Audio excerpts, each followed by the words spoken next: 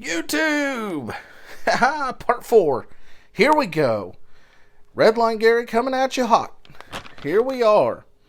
Giving back to the community. Hosting events, concerts on days off, as well as car shows, bike shows, swap meets. You know, it could be a chili cook-off. It could be a pie eating contest. It could be a pumpkin pie hunt. Or a Halloween festivity thing for the kids that's different than like a track meet and greet thing or whatever. Hosting these events on the track and letting places rent said facility not only brings in more money, but it brings in community awareness. These events usually get publicized in the newspaper too and other media forms, so that gets the name out there even more. Less fortunate drives. Okay, local track here, they do a back to school fundraiser where people donate school supplies, backpacks, things that kids are going to use. It's great, but why stop there? Less fortunate drives could include clothing. What about toy drives? Tracks are usually closed around Christmas time up north and, through the Rust Belt and things of that nature. Why not get everybody together virtually to donate to a centralized location so that you could do a toy drive or something like that? It just shows more camaraderie into the community for your business. How about charity? Why not pick a charity, a local charity? It could be anything that you choose, but donate to them once a year.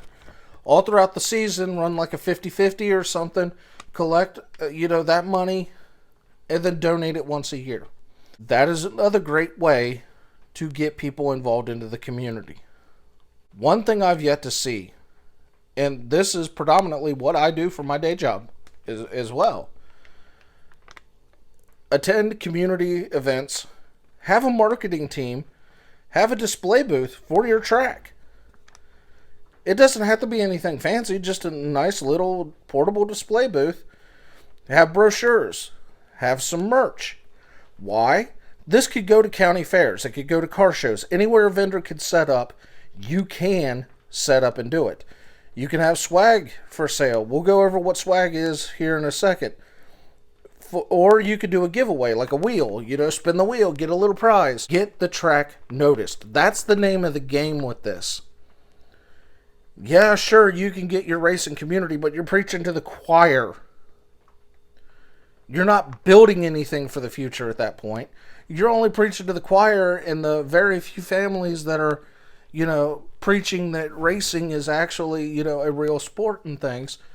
The average Joe in the community don't know anything, or Jane, whatever, pick your favorite. This is an area that needs to be utilized. Be visual. Be vocal. Attend local and county meetings, regularly. Don't just show up to one little meeting that may impact you. Show up to all of them. Have your marketing team right there. Why? You need to know what's going on in that community at those levels and weigh in on what is going on. What have you seen? Make your voice heard. This is also a great way to network with those people that we talked about in the other video, like the county commissioner, the zoning board, county officials. These people can shut you down, but if you know them and they know that you aren't just another racetrack, that you're actually involved with the community, you're actually putting yourself forward, they're going to be more apt to do something and work with you. Let's talk swag. Oh yeah. Let's get into it. Swag, t-shirts, hoodies, hats. Those are good things. You could sell those. You might be able to give one away. What have you. Okay, they're usually costly to make, but you may want to give out one or whatever, or sponsors thing. What about stickers? Those are a great way to get the name of the track out there. What about pens? These are little giveaway items, that you could easily, it's kind of costly, but Bear with me. You'll get it in a minute. What about little frisbees? How about little stress balls in the shape of a racing tire? Okay, have fun with it. These items will go home with somebody, or they may just give it to somebody as a gift down the road, like, hey, yeah, here you go. Your name is out there. They're going to know, hey, this is a racetrack. Let me check it out. Also, perhaps the biggest thing with this, sponsors love how visual you are. They're going to be more apt to join forces with you because of how you're displaying yourself around the community, how you're engaging the community, how you're doing things into the community. Very important if you want the sponsorship money that you so desperately seek. This is something that really does help. Why hasn't your track invented a community tradition? Think about it. And I'm not talking, a memorial race that happens every year. I'm not talking about a holiday specific thing that you do at the track. I'm talking about something that involves the whole entire community. What does that look like, you say? I got you. What about a pumpkin decorating contest? What about a chili contest? Quilting, judging, what have you. Tons of things that you would see at other events. Why aren't you doing that? Very easy to do. You have the space. Events happen to be one of my specialties. And these things go untouched because everybody wants to keep it at the track. Well, look, there's a whole world outside of the track that don't even know that this stuff is happening.